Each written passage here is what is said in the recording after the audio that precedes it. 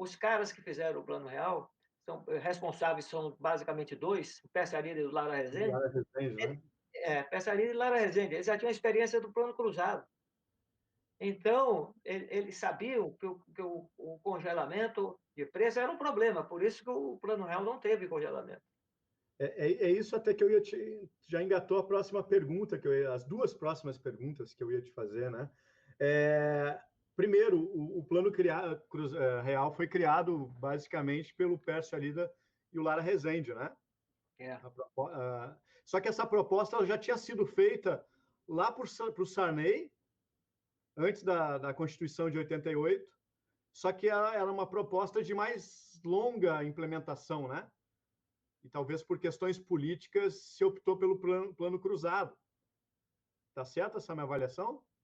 Não, é o seguinte, para ficar mais claro, você tinha uma avaliação, veja só, toda a visão do plano cruzado era a visão que a gente chama de inflação inercial, em que havia uma avaliação que a inflação brasileira ali em 1986, né, a época que foi lançada, fevereiro de 86, que a inflação brasileira ela era inercial. Inercial em que sentido?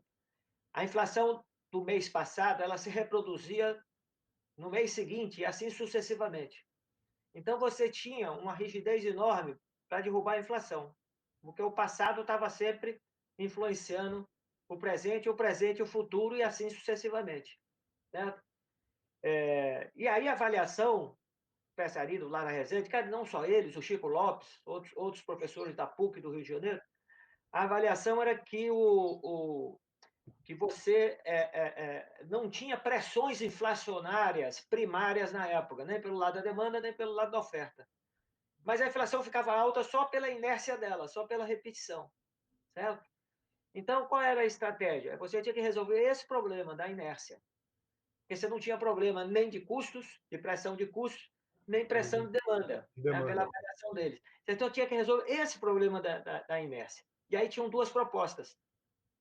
Uma proposta que era do Chico Lopes, que foi o choque heterodoxo, que o Sarney comprou e aplicou, que foi congelar preço e mudar a moeda.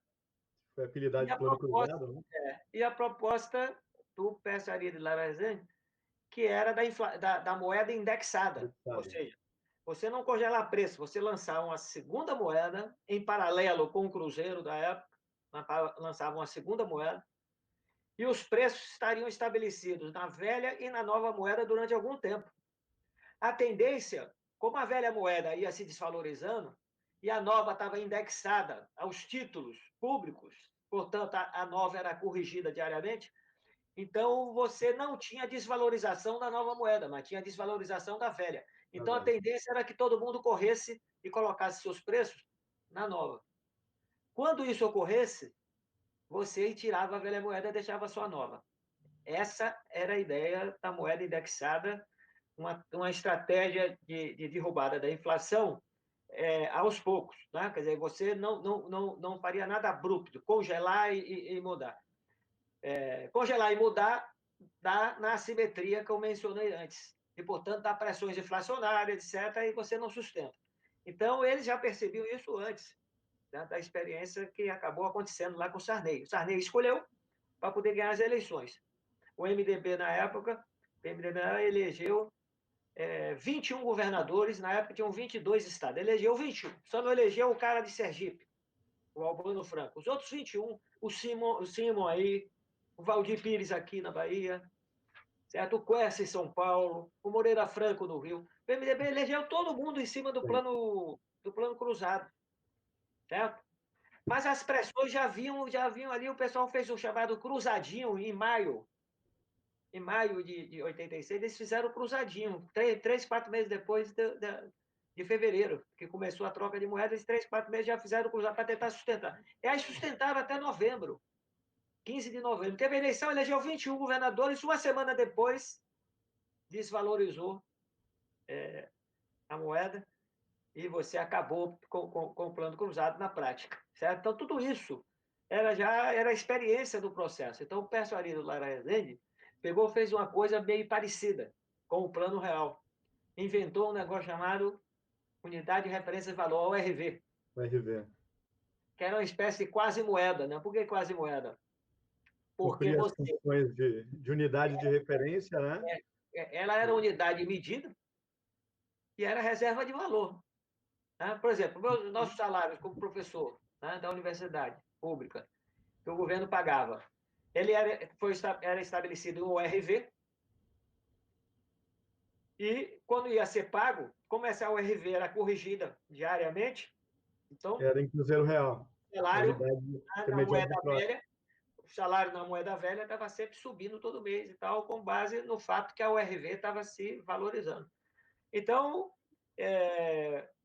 a estratégia foi essa, quer dizer, quando chegou dia 1º de julho, a URV, na realidade, ela estava indexada a um índice triplo de preços que, na realidade, corrigiu o dólar na época. Corrigiu o dólar, né, o preço do dólar. Então, na realidade, você dolarizou a economia. A URV era uma espécie de dolarização, que era a âncora, chamada âncora cambial, que segurava os preços. Entendeu? Aí, quando isso aconteceu, você foi aos pouquinhos. Né? E aí, o que aconteceu? No lugar de você ter, quando mudou para a nova moeda, 1º de julho, no lugar de você ter a pressão para aumentar preço, você teve uma pressão para diminuir mais ainda o preço. Sabe por quê? Olha só que coisa interessante. Os empresários ficaram segurando a ida para o RV. Não foram. Ficaram segurando.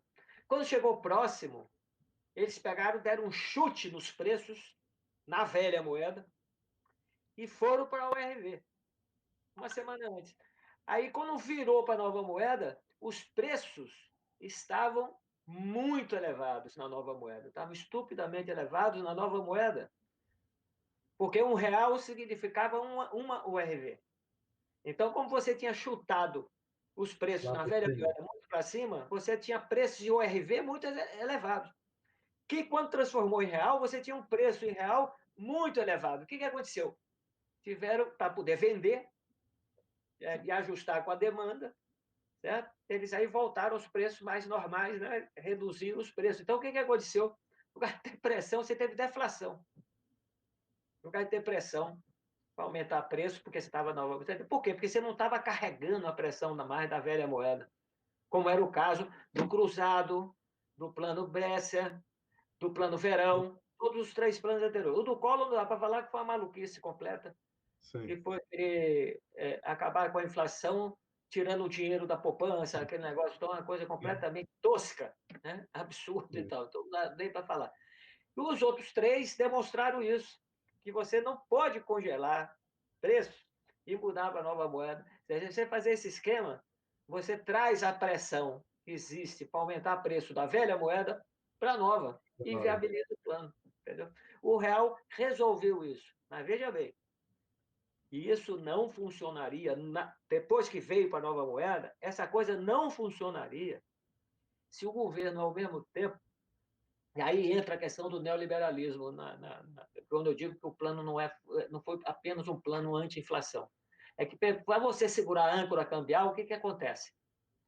Você leva a um processo de valorização da nova moeda, um processo de valorização do real. Um processo de valorização do real significa dizer que suas exportações perdem competitividade. Certo? Você tem dificuldade de exportar. E, ao mesmo tempo, as importações ficam bem mais baratas. Então, esse é o processo. Tem importações mais baratas, então, uma chuva de importações que segura os preços aqui dentro, com a âncora cambial. E Mas aí, aí, com o déficit. Aí, o que acontece? Você tem um problema na balança comercial. E, portanto, aliado com o déficit histórico da balança de serviços, tem o déficit de conta corrente, as transações financiado com juro alto. Exatamente. Aí você esculhamba as transações correntes. E aí ameaça a crise cambial. Para você não ter a crise cambial, aí o que aconteceu? Aí abre a economia do ponto de vista financeiro. Aí os capitais especulativos entram e equilibram, né, a conta de transações correntes com a entrada do capital especulativo. Mas isso funciona também só um certo tempo.